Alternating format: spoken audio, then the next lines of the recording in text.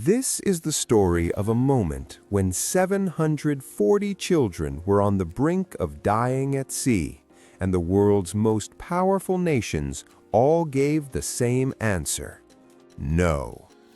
And then, one man stood up who had every reason to stay silent, yet he said yes. 1942.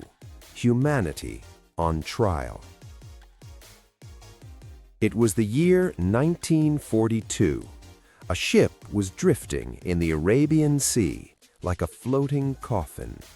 On board were 740 Polish children, orphans, survivors of Soviet labor camps where their parents had died of hunger, disease, and cold.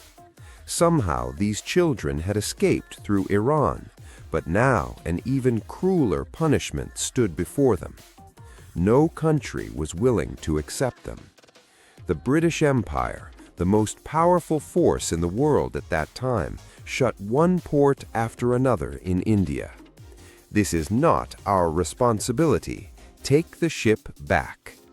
Food was running out. There were no medicines. Time was slipping away. 12-year-old Maria was holding tightly the hand of her 6-year-old brother. Before dying, her mother had made her promise: "Take care of my son." But when the entire world turns its back, how can a child save another child? In a small palace in Gujarat. The news reached Gujarat. It arrived at the palace of the ruler of Navanagar, Jam Sahib Digvijinji. He was not a powerful king. The British Raj controlled the ports, the army, and trade. He had every reason to remain silent. Advisors informed him, "Your Highness, 740 children are stranded at sea. The British have not allowed them to land at any port." Jam Sahib asked only one question: "How many children?" 740, Your Highness."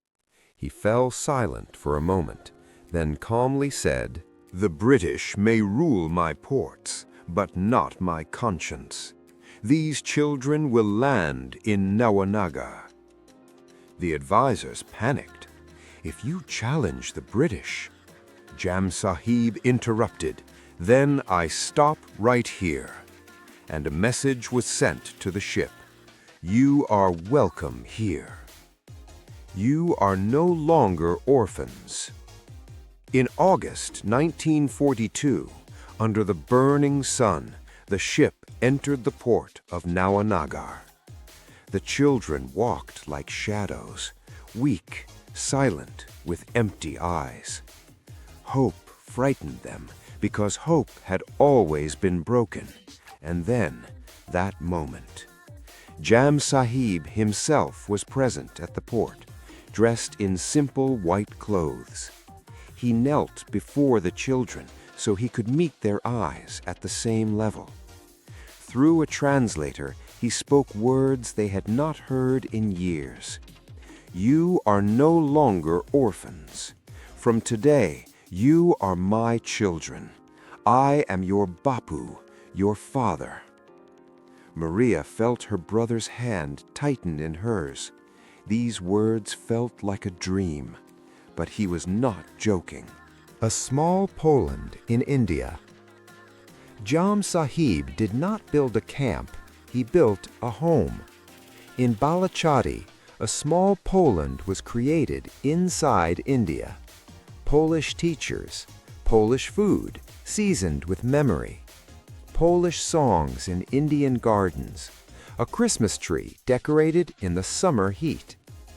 Jam Sahib said, "Suffering tries to erase a person, but your language, culture, and traditions are sacred. They will live here." The children learned to laugh again, to play again, to study again. Maria watched her brother chasing peacocks in the palace gardens, and her body recognized a feeling it had forgotten: safety. A king, a father. Jam Sahib visited them often. He remembered their names, celebrated their birthdays, watched their plays, held crying children who would never see their parents again. Doctors, teachers, clothes, food, everything came from his own pocket. For 4 years, while the world burned in war, those 740 children lived not as refugees, but as a family. Memories that never died. When the war ended and it was time to return, tears flowed. Balachadi had been their first and last true home. The children grew up. They became doctors, teachers, engineers, parents, grandparents, and they never forgot. In Poland, Good Maharaja Square was built. Schools were named after him. He received Poland's highest honor. But the real memorial was not made of stone. It was 740 living lives. Today, 80 years later, those children, now elderly, tell their grandchildren a story. There was an Indian king who chose humanity over politics. And the world changed. In 1942, when empires closed their doors, one man, with no obligation and every reason to remain silent, said, "These are my children." And in that moment, the world quietly changed forever.